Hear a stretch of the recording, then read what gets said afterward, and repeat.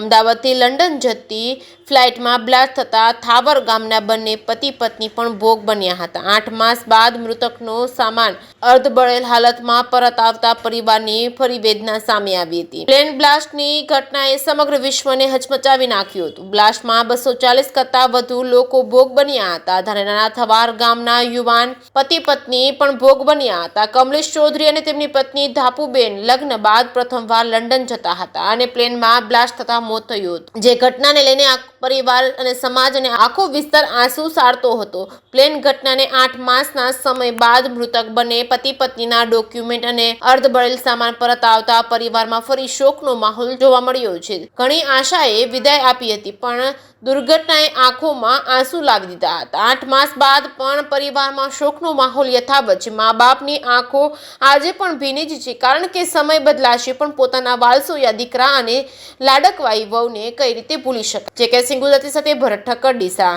હા, તો અમે જે દિવસે અહીંથી 12/6 સવારે 7 વાગે અહીંથી અમે નીકળેલા, એટલે તો અમદાવાદ જયેલા અમે રાજી ખુશી બધા અમે એના કમલેશ, એની પત્ની, અમારી પુત્રવધુ અને અમે બે સંગાથી હતા। અમે ત્યાં ગયા અને જઈને ત્યાં એને મૂકી અને વળતા થયા, એટલે અમે ઊંઝા સુધી આવી ગયા અને પછી અમને સમાચાર મળ્યા કે આ ઘટના બની છે। તો અમે ત્યાંથી પાછા આવી ગયા, એટલે અમે લગભગ 2 કલાકે અમદાવાદ પહોંચ્યા એટલે ત્યાં અમને સિવિલમાં જવાનું કહ્યું। સિવિલમાં ત્યાંનો માહોલ તો બહુ ખરાબ હતો।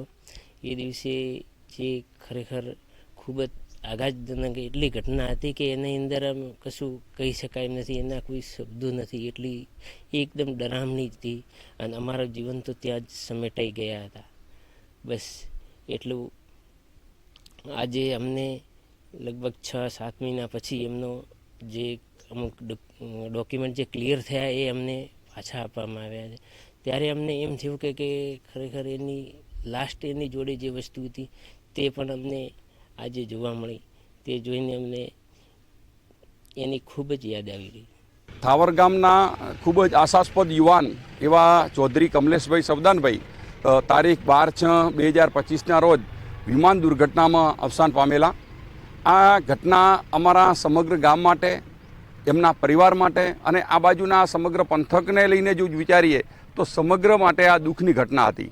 આજે પણ આ પ્રસંગ યાદ આવે છે તો અમે સર્વ ગ્રામજનો અને સર્વ આવા પંથકના તમામ જનો ખૂબ જ શોકમાં ડૂબી જઈએ છીએ। યાદ કરવા જઈએ તો આ કમલેશને હું બચપણથી જાણતો હતો। ભણવામાં ખૂબ હોશિયાર અને કંઈક ને કંઈક જીવનમાં કરી છૂટવાની એની તમન્ના હતી।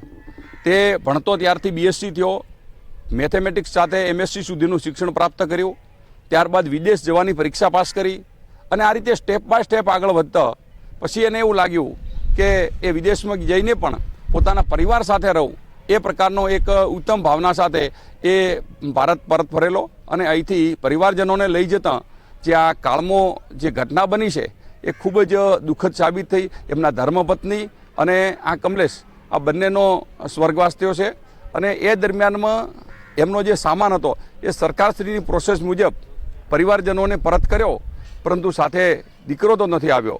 આનું ખૂબ જ દર્દ એમના માતા પિતા તેમજ પરિવારજનોને છે। સમગ્ર અમારા ભુરિયા પરિવાર આ બાબતે ખૂબ જ શોકની લાગણી વ્યક્ત કરે છે। આજે 6 માસ પૂર્ણ થયા છે, પરંતુ આ શોક શમ્યો નથી અને પિતાશ્રીએ એમને ખૂબ મજૂરી કરી અને એને ભણાવ્યો હતો।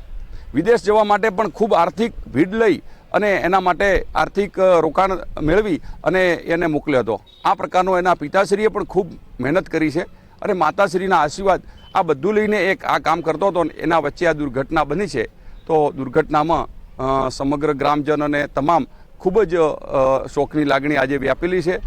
જ્યારે જ્યારે યાદ આવે છે ત્યારે આ કારમી ઘટના અમે ખૂબ અસહ્ય લાગે છે અને આવી ઘટના ભગવાન કોઈને ના આપે એવી પણ પ્રાર્થના કરું છું। મજૂરી કરી અને ઉગાડીને મેં ડેરીમાંથી લોન કરતો એમ કરતો 40 લાખમાં મેલી ખૂબ ખર્ચો કર્યો। દીકરા તો મિલિયનર ખર્ચો કર્યો એવું તાતા હતા। તમારો દીકરો જ હતો ને? આ મારે દીકરો હતો। આ હું મારી દીકરી ગણાય, મારે તો મારી દીકરી ગણાતી હતી અને મમ્મી ખર્ચામાં કોઈ પાછી નથી રહી। અને હું રાત્રે 9 વાગે અને કાગળી એકડા બહાથી ઓધી હાથી મારી દીકરી હારું હું ઉડી ઉડી તૂટી જ જી કે મારો ઊન દીકરો ઉઠે કમાય. કેટલા વર્ષની ઉંમર હતી 26 વર્ષ કમલેશની? કમલેશની 26 વર્ષ. તો હવે 26 વર્ષથી આપણે એટલો મોટો કરેલો, આટલો મોટો કરેલો. બરોબર. આપણને ઘણી આશા હતી, આશા. બરોબર. એવી બીજી હતી કે ભાઈ આ પરણીને બૈરું આવ્યું, નસીબથી બૈરું સારું આ મળ્યું, સારું હોશિયાર મળ્યું, મળ્યું, બરોબર. હોશિયાર આજે તો. આવી પરિસ્થિતિ આવે એટલે બધું તો ઠીક છે, માન કેવું વીતે, માનની પરિસ્થિતિ ખૂબ ખરાબ થઈ જાય. મારે તો રાત પડે દાડે ઉગે આવારા ઉઠા બુઢા હેડીને કહેતી કે હે ભગવાન મન દુઃખ અને સુખ દીધું હતું, ખૂબ સુખ દીધું હતું. સુખ દેખવાનું જ હવે આવ્યું હતું. હવે સુખ દેખવા આવ્યો તો ને એ ઉઠે જોન કે મન તો કે હવે મારે દાડો વળ્યો. હા અત્રું મન દુખી પડ્યું. મારો દીકરો દીને ન હોય પેલો. હા. અને એને જ બટા તું ભણ, એને ભણ કે તારે ભણવાનું પૂરું કર. એની નહીં ભણાવ તો મોની જે કમાઈ એ તો